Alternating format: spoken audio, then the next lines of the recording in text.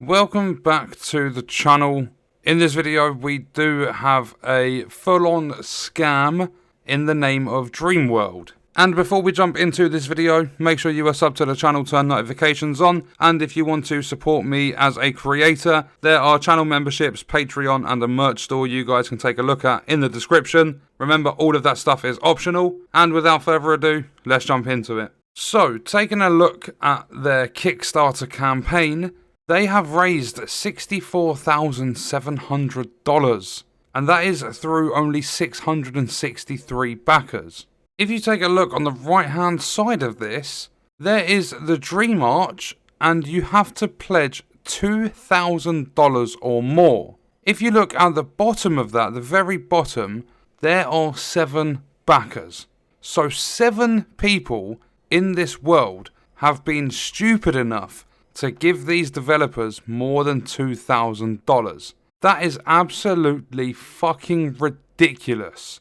The fact they've made over $1,000 is an absolute joke when you see what they are advertising for their game. When you see the promises they have put out to their backers. Because all that stuff in the $2,000 pledge, its estimated delivery is July 2021. So everything they have offered from that is estimated to be delivered literally within about a month's time.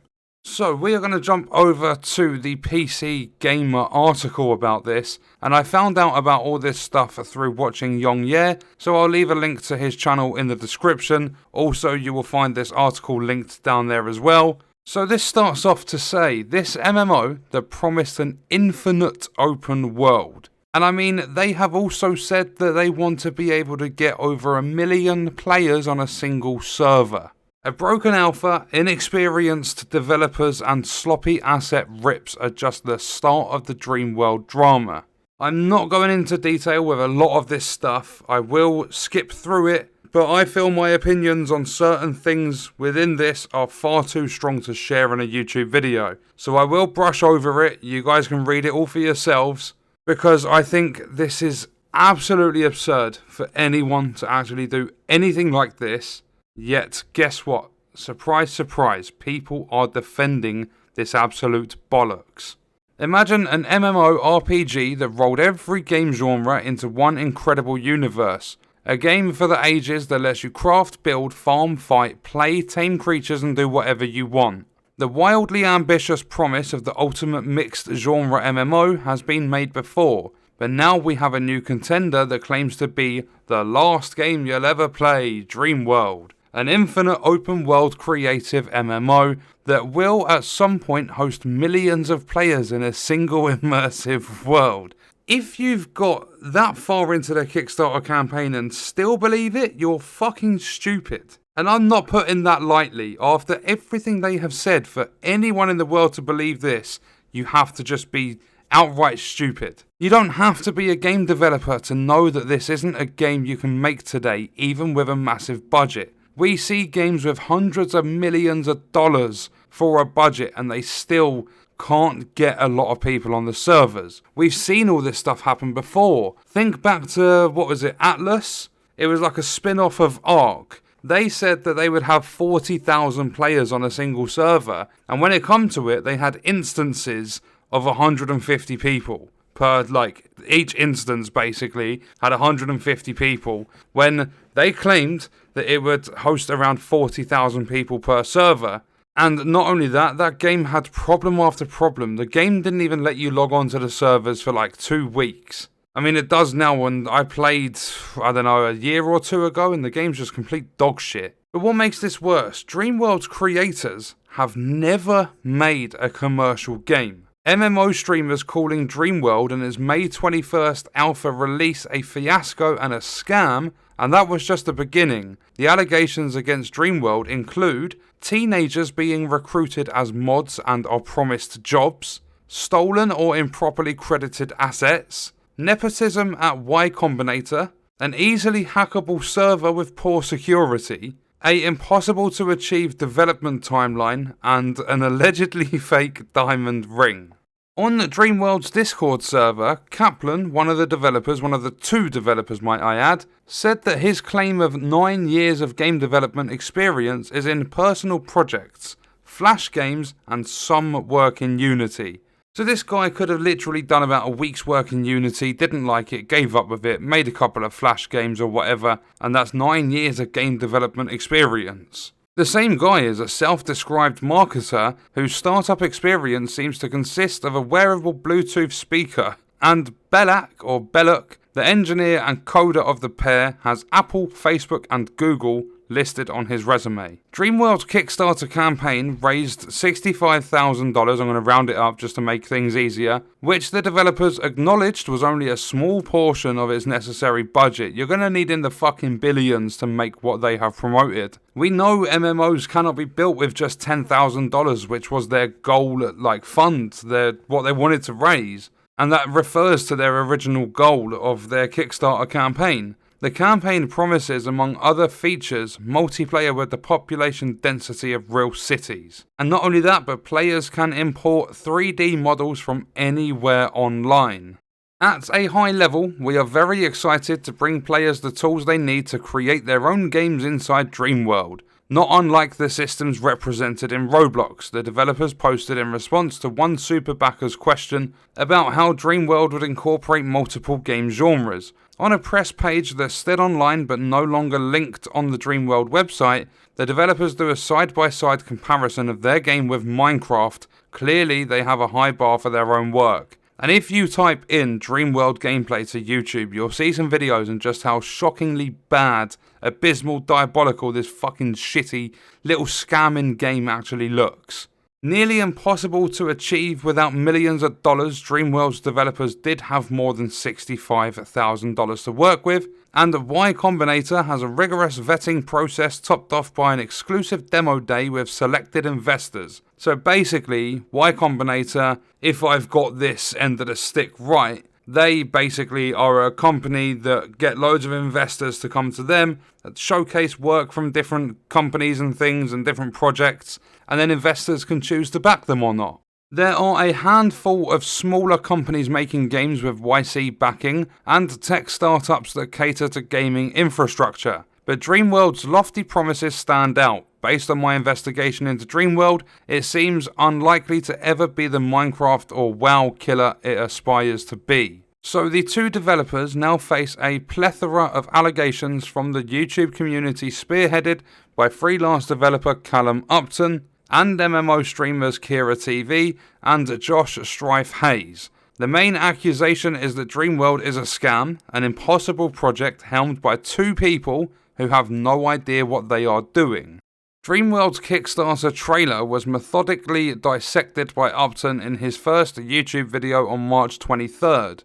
According to Kira, DreamWorld, as shown in the trailer, is a fucking Frankenstein of cut and paste code from other people's work. He says the game is a mishmash of Unreal Engine asset packs that have been assembled without any original coding, using the baseline Unreal mannequin in basic default movement mode. Critics in Discord have observed that none of the assets appear to be appropriately credited, so they've stolen assets, not given credit for them or anything like that. One thing I've always said is take other people's work, change it up, add your own creative take to it, make it your own work. However, you have taken inspiration from that person, so always credit your source. Always, always. If someone comes to my channel and they take a video, they don't credit me in their description, they don't mention me, they just take my video, you're getting a fucking copyright strike, your video is gone. If someone comes to me, they just take the video, they put my link in the description of their video, or like my video on their channel, or they just mention that the video was made by me, that's fine. Share it all you want. Make sure you credit the source of your information and everything you post online. This is supposed to be a technical demo of what they can do based on what they have done, says Upton in his video, where he compares DreamWorld's visuals to store-bought asset packs, some of which come with built-in code. 90% of the assets that I found that they've used, which have just been ones I've listed, have been free in the last 8 months.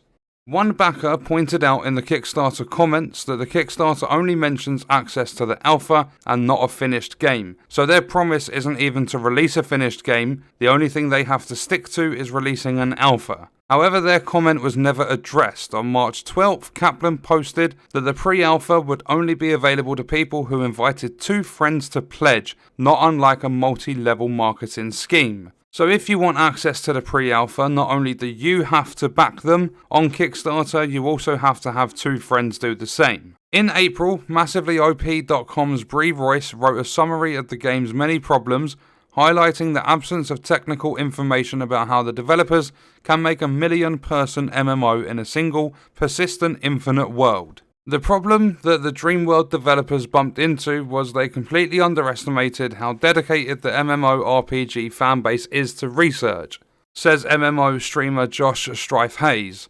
MMORPG players will data mine on day 0 of a patch.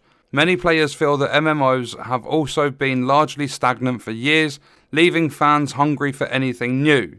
If they'd said they were making Animal Crossing or Pokemon or anything like that, like making a clone of it, this would have probably flown under the radar and they'd have probably scammed a lot of kids, Upton says.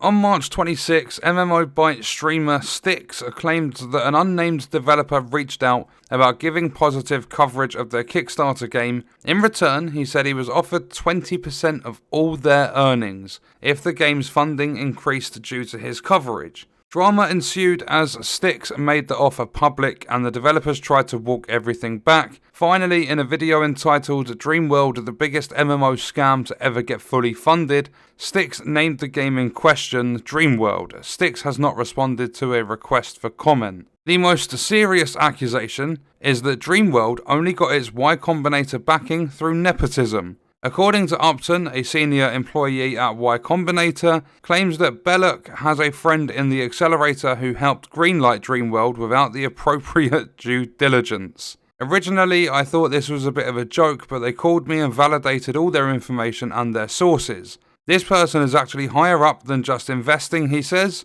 DreamWorld wasn't vetted, they apparently had nothing to show on demo day and they were still allowed through. Y Combinator did not respond to a request for comment, so they scammed their way through getting investors behind them as well. Before covering DreamWorld, Upton wasn't even a streamer. He stumbled across the Kickstarter while doing research on video game crowdfunding. My first video was made a month ago on DreamWorld, Upton explains in a Discord call. That's how big this rabbit hole has got. I started with 50 subscribers 1 month ago today. A lot of people think that I was the original whistleblower for this because a lot of people got dodgy vibes about DreamWorld. Now he has over 5,000 subscribers and a Discord server chronicling the scandal. The official DreamWorld Discord represents the best and worst of its passionate but volatile community.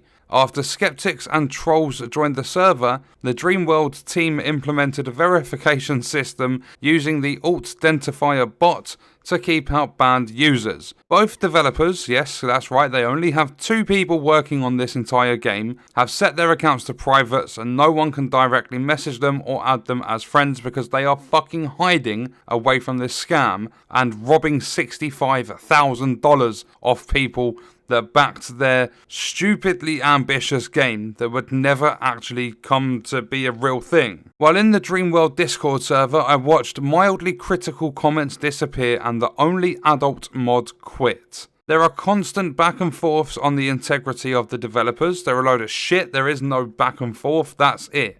The game in good time will prove the critical videos wrong, wrote user Milky Moobs, but without the developers saying anything, will there be a community left by the time the game is even at that point? Many seem genuinely excited and dismiss criticisms because the game is still in its infant stages. But some backers simply want a new game and they see Upton and Kira's call-out efforts as destructive and toxic. I made a small contribution that doesn't hurt me at all and I'm watching how this plays out, typed one backer named Zutzut. No need to keep having random people come in to harp on it, do something more productive with your life. So you're just gonna fucking throw money away just to see how it plays out. There's like an infinite amount of different things you could do that would be better with your money, like your money would be better spent. then giving it to two people that are clearly trying to get everyone on their side, playing the fucking victim card, hiding away from all the backlash, and just scamming people. How people can say that critical videos are destructive and toxic, and telling people to do something more productive with their life than point this out? Fuck off. This is an absolute joke. You see people defend shit every single day, especially within gaming, but this one right here doesn't deserve it. You are stupid to fucking defend this.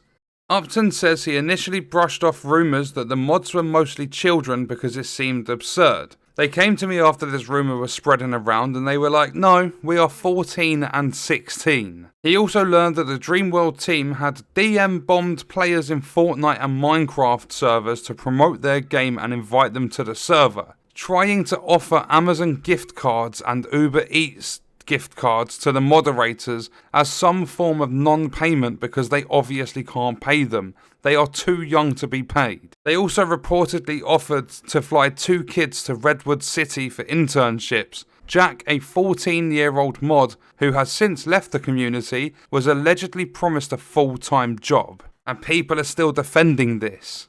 After passing my information to one of the developers via a mod, he added me and I asked if he was available to talk. I really appreciate it, but with the team working over 80 hours a week, it's inappropriate for me to do interviews, is what he replied. I mean, the team, there's 2 people, you're not a fucking team.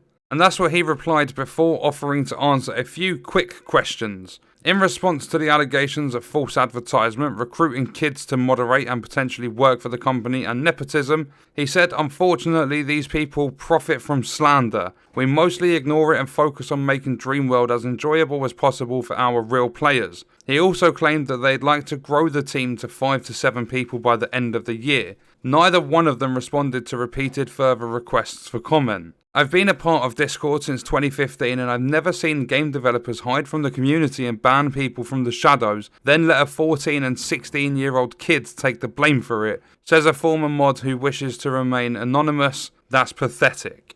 A DreamWorld backer and YouTuber who posted an interview with the developers was given early access to the alpha. The alpha files were distributed via Google Drive. That person told me he had been cautiously optimistic but began leaning away from the game after seeing other creators take it apart. Things really changed after he played the alpha. The only discernible difference between the pre-alpha and alpha, as they observed in a live stream, is that the developers have added grass to the game. So from pre-alpha to alpha, just simply grass. A flat white fog pervades the horizon, giving the impression of infinite distance, but it becomes apparent that the objects behind the fog have already been pre-rendered. At a certain point, the map just ends, you can fall off the edge. Further examination of the game files shows that the alpha still contains copyrighted music that Upton unearthed in a previous video. Upton reached out to the music publisher to verify if DreamWorld had licensed the song, which it had not, so they also illegally stole music too. The alpha also allegedly contains a file for a song from the 1993 film The Nightmare Before Christmas, which doesn't actually play in the game, but is still being distributed. DreamWorld's main city consists of buildings scattered around an expanse of dirt. With the exception of the Pantheon, the buildings have no colliders, you can run right through them. Enormous white cubes sit around the landscape as mysterious placeholders. Other players appear as nameless orbs with the default Unreal mannequin texture. There's no way to tell who it is or how they're armed if you fight them in the PvP area. The plaques meant to honour Kickstarter backers are bear save for the placeholder word, large text, medium text and text. On May 21st, Upton livestreamed the alpha and discovered that it was possible to hack the game, speed up the server's day and night cycle and give himself unlimited resources by sending packets to the server. Because nothing was being authenticated or validated, you can literally tell the server you've done whatever you want. I'm telling the server that I am the server. In another stream, Upton added a weather system, spawned thousands of clouds, and crashed the game. The damage you could do with this to somebody else's computer is bad. Upton, who works as a freelance bot developer, first started messing with game networks as a kid, which he says is largely something that you learn by doing. In Minecraft, he explains that when you try to mine a block, the server usually performs checks on your player identity, if you have the right tool, and if you're even near a block. According to Upton, DreamWorld's server isn't making any checks at all, which allowed him to trick the server on livestream. Along with this, there is the potential to have code run remotely on other users' machines through this. It's harder than the above example, but a lot easier if they don't make these initial checks. Stress testing and bug testing is a standard part of MMO development. Even after a game's release, players will always try to test the limits of the game and see what's actually possible. Some DreamWorld Discord members decry this as toxic and inappropriate for a game that's still in alpha, even though the alpha doesn't come with any terms of service or use. The YouTuber and backer of this game tried to stress test the alpha too by placing thousands of peppers around his assigned plot. Upton created a 1,000-foot tall battle axe well beyond the size cap and planted it in the middle of the snow biome, and one of the developers later posted in Discord asking who created the massive scale bug so that he could credit them in the patch notes. In the wake of all of this public criticism, one of the developers, Ex-fiancé, posted a video challenging the narrative presented in DreamWorld's main Kickstarter video, which inexplicably mentions their breakup. Kaplan presents a sad origin story for the game, detailing his struggle with unemployment and the loss of a promising job. My fiancé left me soon after, become a relentless meme in the skeptics community.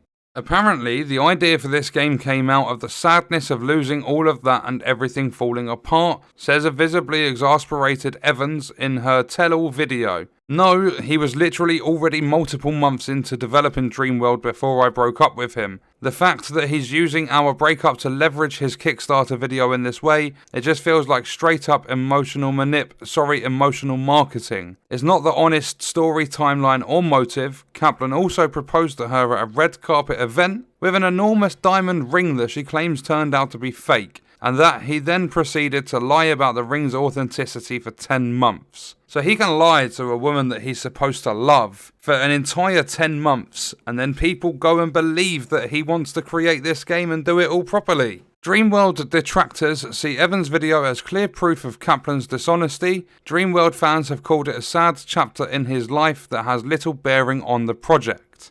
Evans closes out her video by vouching for Kaplan and the other dude's integrity. I can guarantee that these boys are not trying to scam anyone. They truly believe that they are going to deliver on everything they have promised. However, whether they can deliver on it or not, again, I can't speak to that and I'm not going to, because I don't have that gaming development technical background or knowledge, and neither do they. One of them's claiming they've done 9 years in development and made a couple of Flash games out of it, and the other one says that he's worked for Apple, fucking Google and everything like that.